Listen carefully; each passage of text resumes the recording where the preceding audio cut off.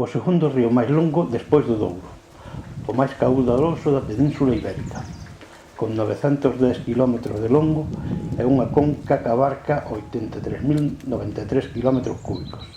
Nace en Cantabria, discorre por 9 comunidades autónomas e íntegramente por España, cun caudal de 426 metros cúbicos por segundo ata desembocar na comunidade autónoma de Cataluña. Falamos, como non, do río Ebro.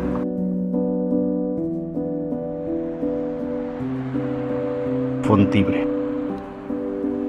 No 1999 fixáronse obras de mellora e ampliación da superficie do parque, marcándose novos itinerarios.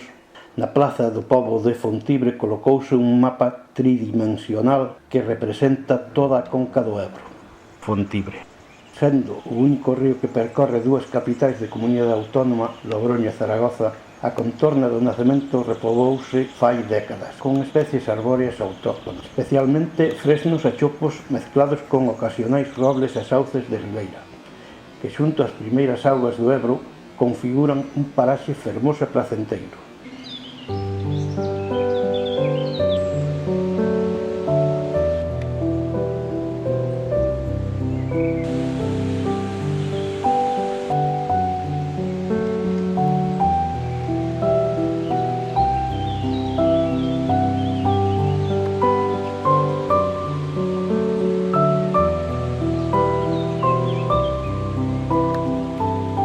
Cantabria, a algo máis de 3 km da capital municipal Espinilla, atopamos Fontibre, unha localidade do municipio de Hermandad de Campo de Suso, nada importante se non fose porque é a cuna do río máis longo de España, pois aquí rexurde de dous mananciais o río Ebro, tras o seu recorrido subterráneo polas calizas do Monte Goriza, lugar que tradicionalmente é considerado como o nacemento do Ebro.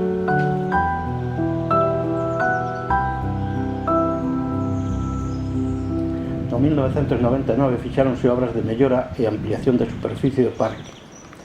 Na plaza do pobo de Fontibre colocouse un mapa tridimensional que representa toda a conca do Ebro. O lugar é de obrigada visita para todo aquel que queira coñecer a comarca campurriana.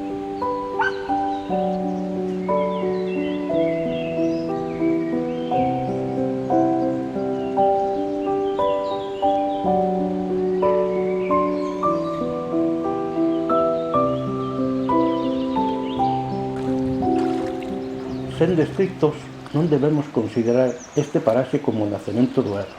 Para todos é evidente que xa aquí leva moita auga. Foi a tradición secular a que bautizou a fontona de Fontibre como o nacemento do Ebro.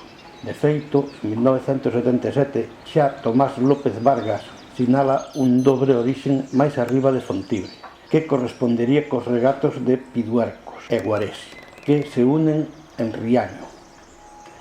Mais investigación feitas polo Instituto Xeolóxico e Mineiro de España en setembro de 1987 determinaron con certeza que o afloramento de Fontibre ten o seu orixen no río Ijar, que nace a 1800 metros de altura.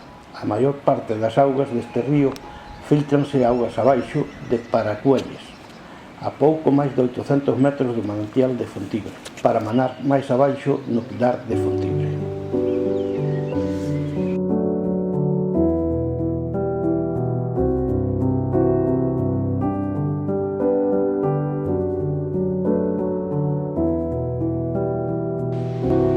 Do século XIX e principios do XX, a contorna do nacemento comeza a ser frecuentada por excursionistas e veraneantes atraídos pola singular beleza natural do lugar e polas connotacións históricas e xeográficas do río.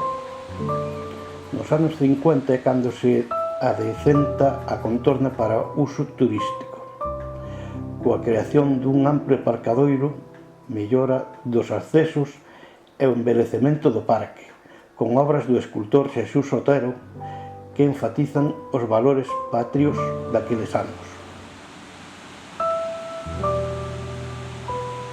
No nacemento tradicional do Ebro hai unha escultura representando a Virxe do Pilar, con escudos labrados das provincias polas que percorre o Ebro, E tamén podemos ver na súa beira un conxunto escultórico de Xesús Otero, cun texto alegórico de Marcelino Méndez Pelayo. La áspera sierra que guarda en sus humildes peñascales la cuna del histórico río que a toda la península da nombre y que además de saludar los férreos límites de la Vasconia y besar el muro triunfal y sagrado de Zaragoza, viene a rendir tributo a vuestro mar en la Ribeira Tortosina, simbolizando en su majestuoso curso la unidad suprema y la diversidad fecunda de la historia patria.